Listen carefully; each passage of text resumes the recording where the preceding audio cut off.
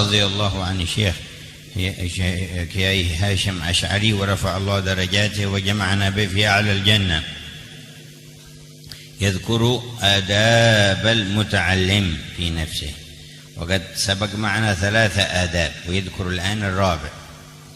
Semoga Allah Ta'ala merahmati, menambahkan keridhaan kepada Hadrat Syekh Kiai Haji Hashim Asy'ari, dan Allah Ta'ala memberikan manfaat dan keberkahan kepada kita sekalian. Di sini menyebutkan daripada adab antara al-alim dan muta'allim, adab di antara yang untuk menuntut ilmu ini. Setelah kita baca ada 3 adab. Nah, ini sekarang adalah adab yang keempat. يقول في الرابع أن يقنع من القوت واللباس بما تيسر. Adab yang keempat, hendaknya merasa cukup, merasa ganaah dari makanan dan pakaian yang sederhana yang dia punya.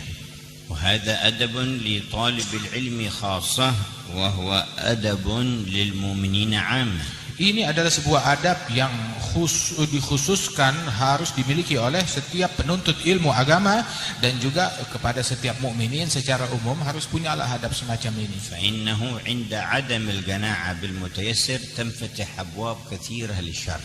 Sebab ketika seseorang tidak punya qanaah, tidak punya kepuasan, qanaah dengan sesuatu yang simple, maka kalau dia tidak punya qanaah, maka akan terbuka pintu-pintu kejahatan lainnya. فيأتي التكلف لجلب القوت الكثير الوفير ولجلب اللباس الفاخر.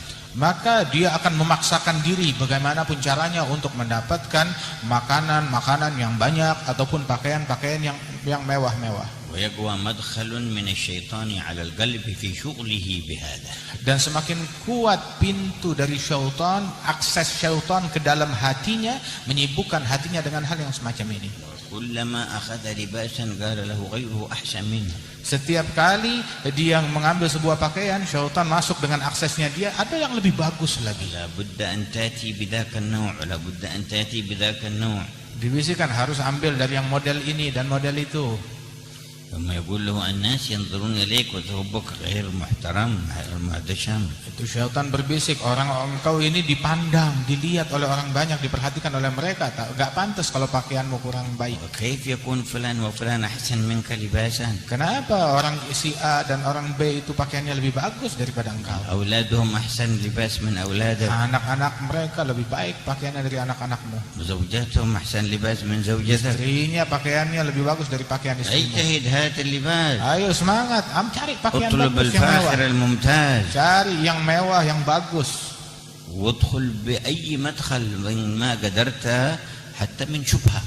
Ambil untuk pencariannya dari pintu manapun, walaupun dari pintu yang syubhat nggak apa-apa, kata syaitan. يدخل باب الشبهة يقول ما في شيء حتى من حرام لا يزيد عليك غيره خذ. Sudah masuk dari pintu yang syubhat, ntar dibisikkan nggak apa-apa, dari yang haram pun juga masih boleh lah, ambil saja. وإذا دخل يصلي يشغل فكره بالطعام واللباس. Apabila dia masuk ke dalam sholat, otaknya, pikirannya, hatinya sibuk dengan pakaian, sibuk dengan makanan. وإذا حضر مجلس علم يشغل فكره بالطعام واللباس. Apabila dia hadir majelis, otaknya sibuk dengan pakaian dan makanan. فيكون مدخل كبير من مداخل الشيطان إلى القلب. عدم القناعة بالمتيسر. Jadi sebuah akses yang luas bagi syaitan ke dalam hati orang tersebut ketika dia tidak punya qanaah, kepuasan dengan sesuatu yang sederhana. ولما أدخل الشيطان قلوب المسلمين هذا الطمع استطاع الكفار أن يلعبوا بهم في اللباس والطعام لعبا قويا. Ketika syaitan, mereka berhasil mempermainkan hati muslimin, memasukkan dalam hati mereka serakah dan sifat tamak yang semacam ini, mereka berhasil betul-betul menjerumuskan dan mempermainkan muslimin. ثم صاروا ينوعون لهم الأنواع. Sehingga mereka pun juga syaitan membisikkan kepada ragam dan bermacam-macam jenis يأخذوا kemewahan أموالهم. untuk mengambil harta mereka. ثم يجعلون لهم الموضات. موضة. Kemudian diberikan model yang beragam. وفي كل سنة موديل جديد. Tiap tahun ada model baru. ما ينفع هذا قال Yang يتقدم. tahun lalu udah habis, sudah expired. وإن كان الجديد أضعف. Walaupun pakaian yang model baru itu lebih lemah kualitasnya, لكنه مزخرف ومنقرش. akan tetapi itu hiasannya lebih banyak dan berhasil menipu lah. وزائد فيه أي مظهر عن ذاك المظهر. Dan menambahkan sedikit kelebihan daripada model yang لكن sebelumnya. يجيب ثمن أكبر. Tetapi juga harganya lebih mahal. والطامعون يغترون به ويتفاخرون. Dan orang-orang yang tamak, mereka itu berbangga-bangga dengan sesuatu yang semacam ini. ثم لمسوا الشبهات وأدخلوا لهم الشبهات في أنواع من الأطعمة. Kemudian juga mereka mengambil daripada yang syubhat dalam pakaian, dan bukan hanya itu, bahkan di dalam makanan pun juga. وأدخلوا فيها مواد محرمة في الشريعة. Memasukkan ke dalamnya itu daripada ingredient, kandungan-kandungan yang diharamkan atau yang syubhat. وأخرى كيماويات ضارة بالصحة. Dan memasukkan di dalamnya benda-benda kimiawi yang membahayakan kesehatan. وتفننوا في اللباس ليخرجوا من الحشمة والحياء رجالا ونساء.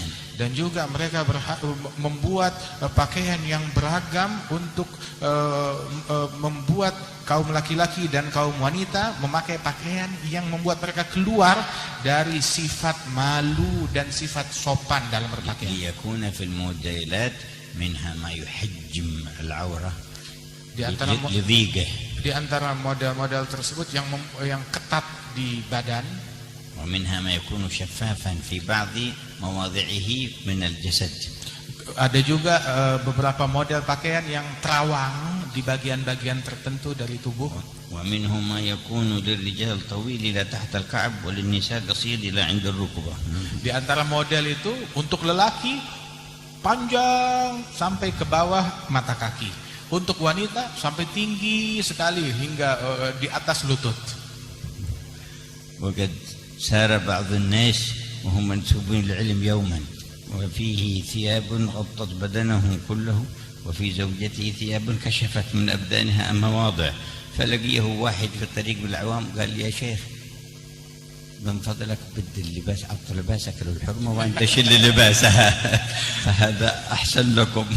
Sehingga ada sebagian orang yang dinisbatkan kepada keluarga ilmu, dia yang laki-lakinya memakai pakaian yang besar menutup auratnya terus sampai ke bawah, tapi sebelahnya istrinya memakai pakaian yang sempit dan juga tinggi sampai dekat lutut, sehingga ketika di jalanan berpapasan dengan seseorang dan berkata, wahai syekh, lebih baik kamu tukeran baju aja, begitu. ومن الموديلات ما يكشف جانب من البدن ويغطي جانب آخر.